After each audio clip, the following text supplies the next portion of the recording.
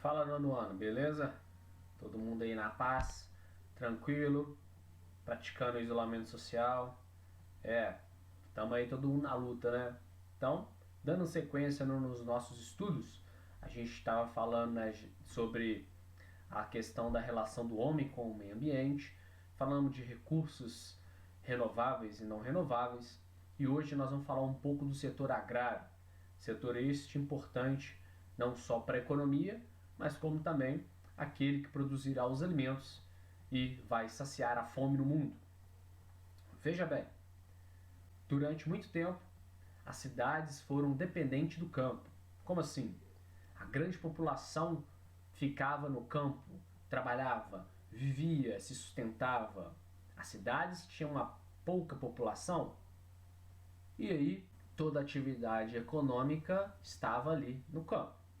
A partir da primeira Revolução Industrial, 1750 na Inglaterra, o processo de industrialização gera a urbanização.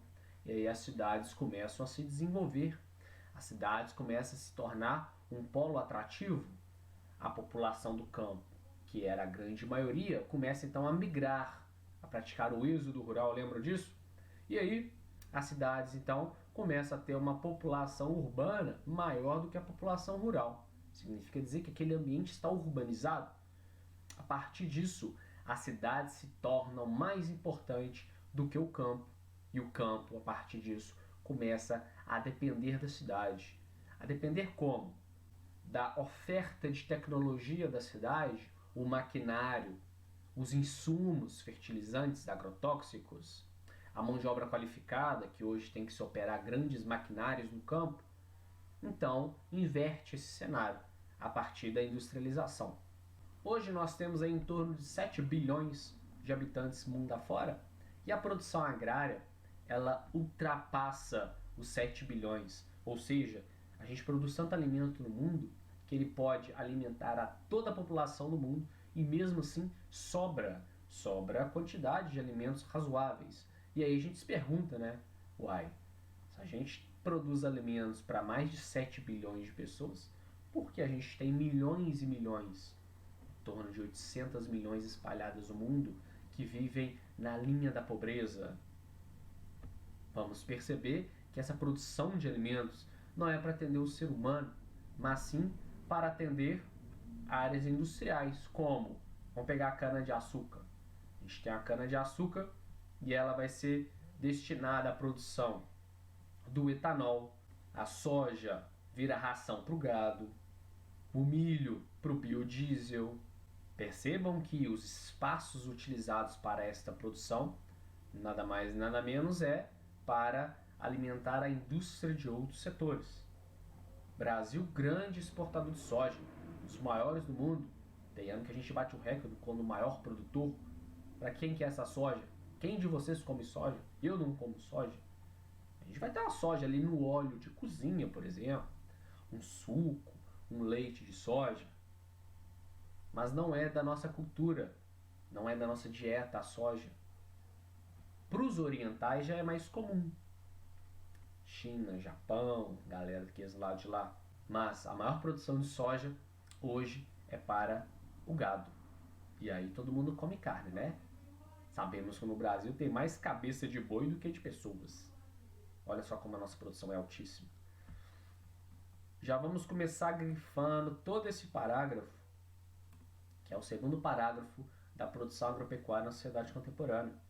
Ele fala um pouco disso, que mesmo a gente produzindo em grande escala alimentícia mundial, existe uma grande parcela da população que vive abaixo da linha da pobreza, vive da fome, está na linha da miséria.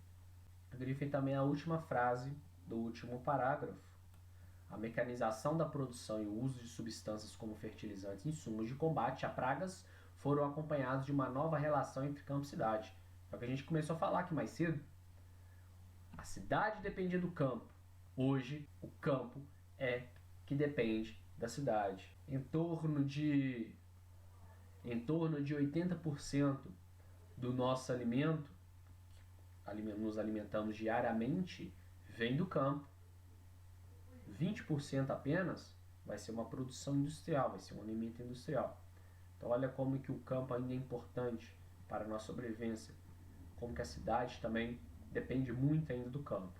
A industrialização mudou a forma de produzir mundo afora, não só nas cidades, como no campo.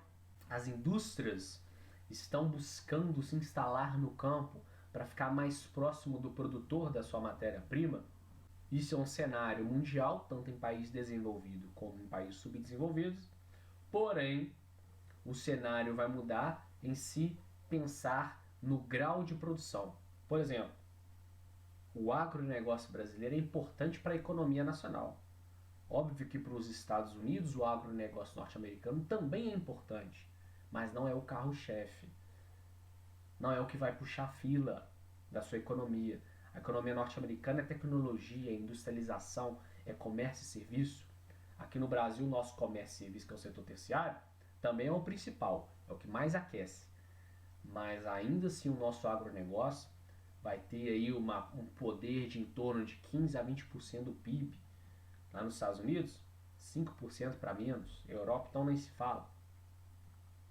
E mesmo assim, os Estados Unidos é um dos maiores produtores do mundo de soja, como a gente, carne bovina, cereais. Então ele não largou este cenário, mesmo sendo a potência mundial, mesmo sabendo que tecnologia que é a melhor área de investimento.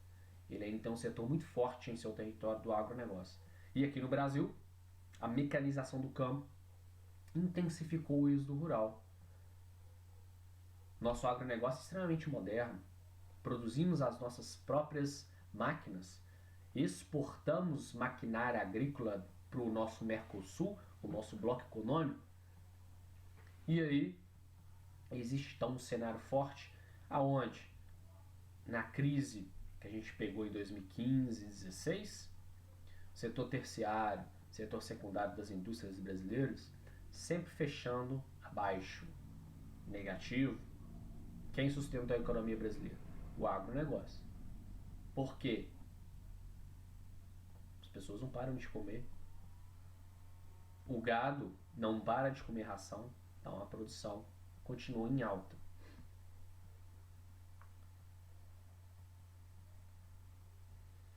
O grande problema que a gente tem em focar nas questões do agronegócio brasileiro é que cada vez mais a gente vai expandindo o espaço produtivo.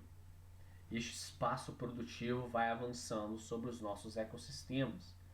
A gente tem o centro-oeste brasileiro, onde está o Cerrado, que é o nosso foco da produção agrária. A partir dali, a nossa fronteira agrícola, ela se expande para o norte, floresta amazônica, para o nordeste, caatinga e um pouco do Cerrado. E aí começa o que é entrar em conflito com os biomas, com a população ou os povos da floresta, indígenas. O conflito rural se intensifica. Tanto é que nessa faixa de expansão da fronteira agrícola brasileira, a gente chama de arco do desmatamento, os maiores índices de violência rural no mundo estão localizados ali. Então a que ponto chegamos do agronegócio nosso expandir, além de degradar o meio ambiente, tira a vida da nossa própria população. Grifem essa frase. A redução das áreas florestais é acompanhada da pressão sobre os recursos naturais, principalmente recursos hídricos. O setor primário, secundário e terciário. O que mais consome água no mundo é o primário. E dentro do primário, a gente tem a agropecuária. Consome água doce demais. E a água potável no mundo ela está diminuindo. As nossas menores reservas de água é a água doce, é a água continental. Se não nos vigiarmos, teremos problemas no futuro. Por quê? Não é só o gasto na irrigação. A gente tem também, quando a gente desmata, principalmente a floresta amazônica, a produção de chuva diminui, porque a nossa chuva vem da floresta amazônica. E se diminuir a chuva, diminui o abastecimento do subsolo, dos aquíferos. E são esses aquíferos, muitos deles utilizados para o abastecimento do nosso agronegócio. E aqui tem uma tabela muito curiosa, olha a quantidade de água, quantidade de litros por quilo produzido. Para produzir 1 quilo de café, eu gasto 132 litros de água. Carne bovina, um boi, 15 mil litros para produzir 1 quilo de carne. 1 quilo de carne, quantos quilos tem um boi? Chocolate. Chocolate? É. Óbvio, tem toda uma cadeia por trás do cacau, do leite e da vaca. Né? Junta tudo, 1 quilo, 17 mil litros.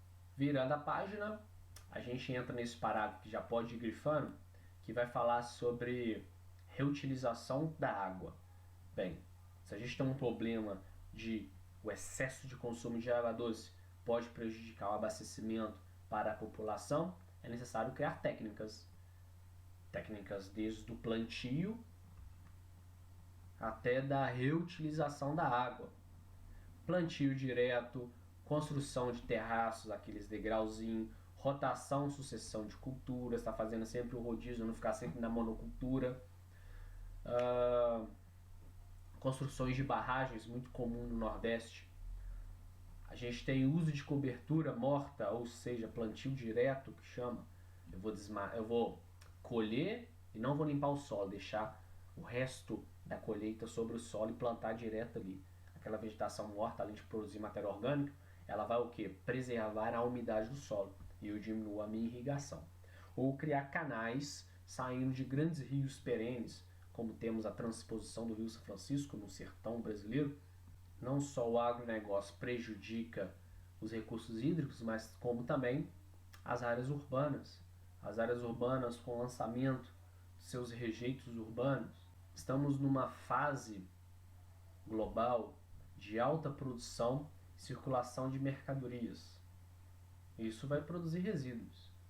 O sistema capitalista já deixa bem claro para a gente. Quanto mais eu consumo, maior é meu lucro, maior eu faço girar as engrenagens da economia. Então vamos consumir, vamos consumir. Hoje os aparelhos duram menos, para quê? Para estragar e você está sempre comprando mais novo. Está sempre ali consumindo e girando as engrenagens.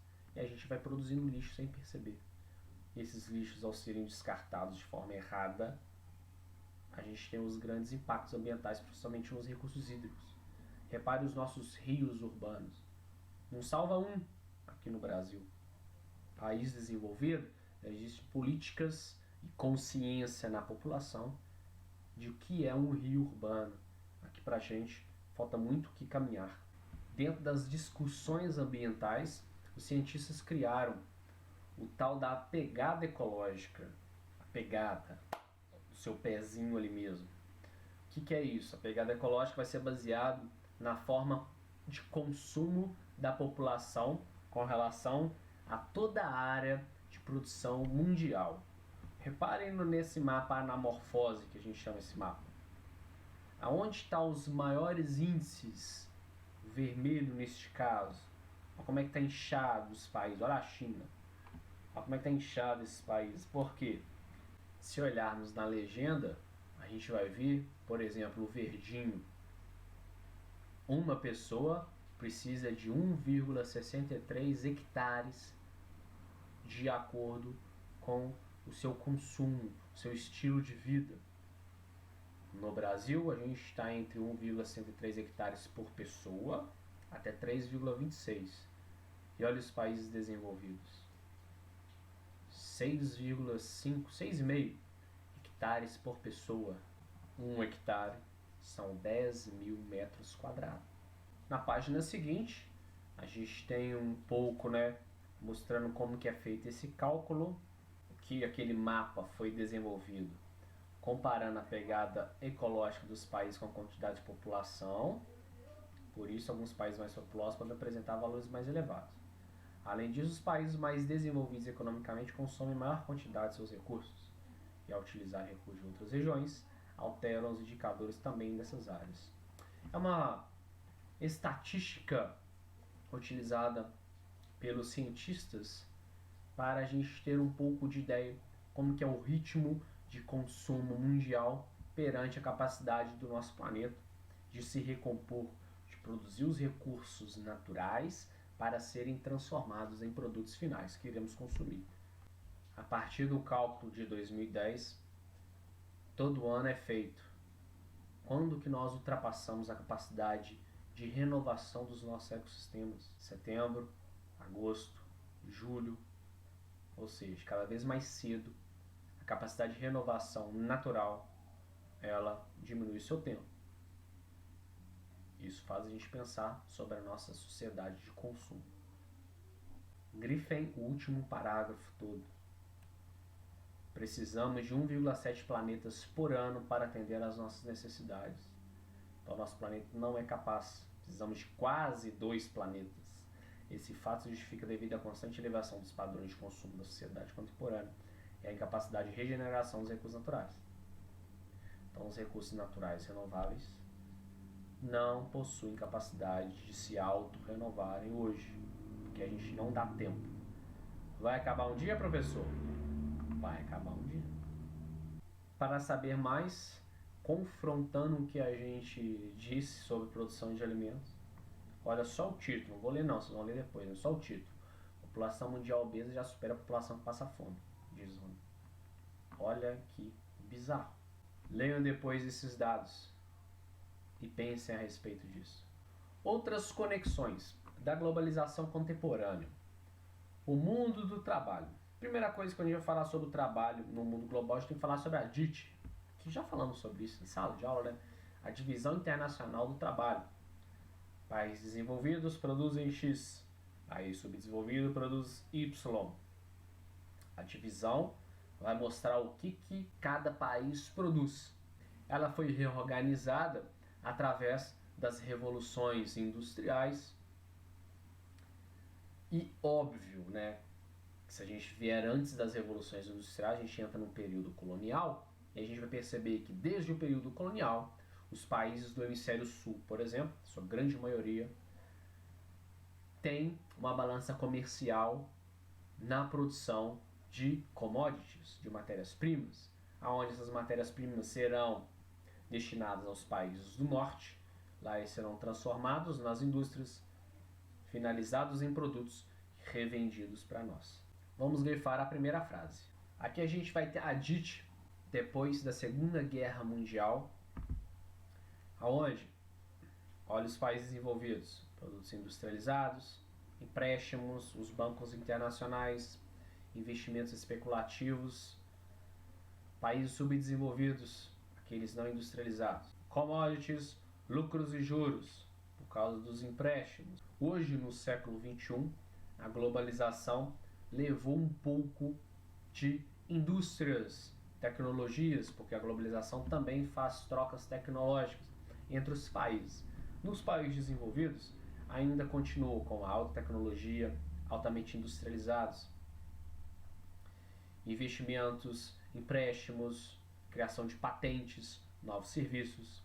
Isso é transferido para os subdesenvolvidos. Neste caso agora, na maioria deles são os emergentes, que é o nosso caso. Continuamos na produção de commodities, mas também somos um país industrializado. Obtemos lucro através de royalties. O que é royalty? Eu deixo a empresa internacional de fora vir explorar o petróleo, uma certa porcentagem fica para mim, são os royalties, e o resto ela leva o lucro para ela. Vamos grifar a primeira frase.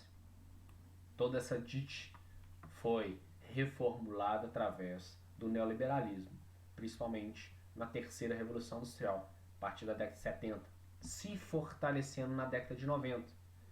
Que já discutimos neoliberalismo em sala de aula, né? A redução da força do Estado, a liberdade de se empreender, a liberdade da iniciativa privada tomar conta da produção.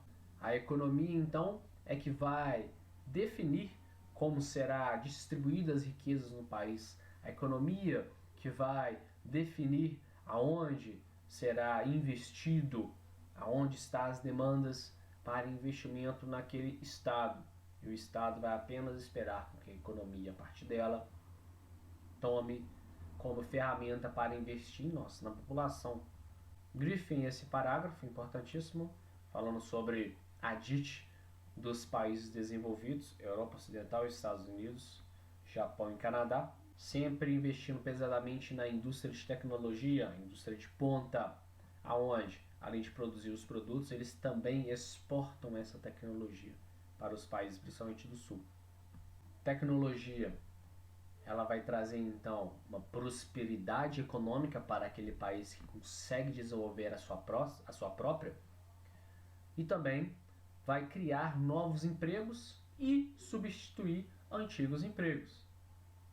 A geração de vocês, por exemplo, quando entrarem no mercado de trabalho, terminarem o ensino médio, entrarem numa graduação, terminar a faculdade e ir para o mercado de trabalho, em torno de 40% das funções que existem hoje não vão existir mais.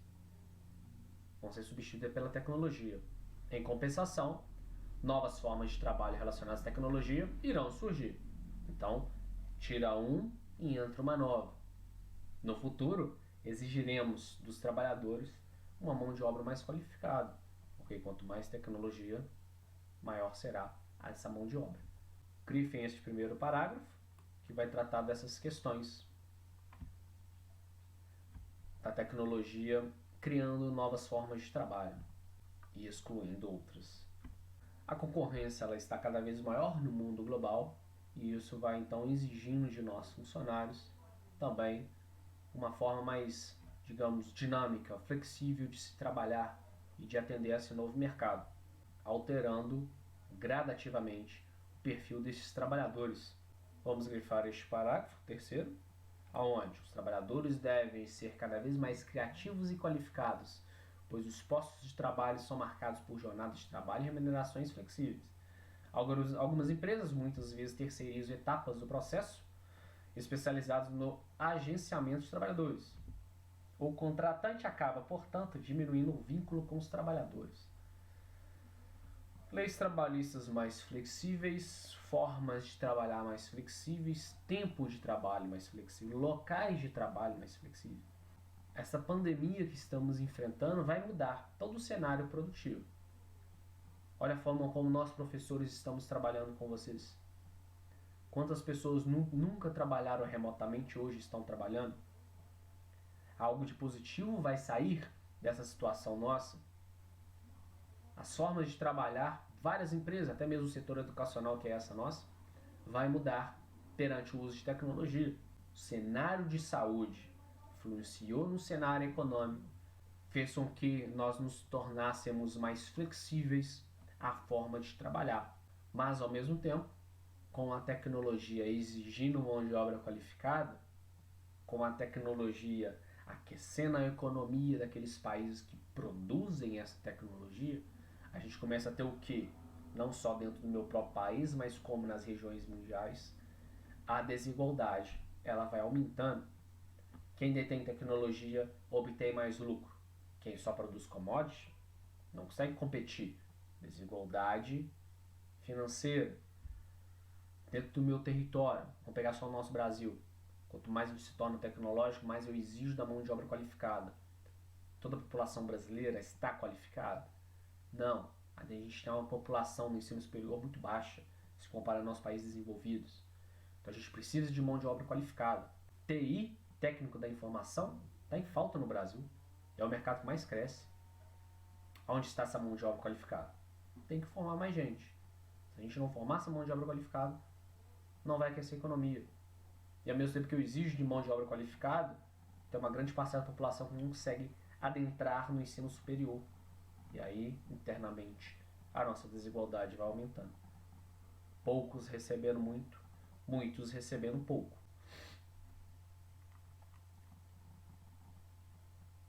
Vamos grifar o último parágrafo. A maior parcela da população não está qualificada o suficiente para ocupar os melhores postos e acaba sendo excluída dos mercados, compondo o desemprego estrutural.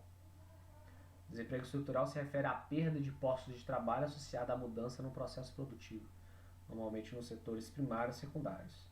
Primário, extrativismo vegetal, mineral, agronegócio. Secundário, a indústria.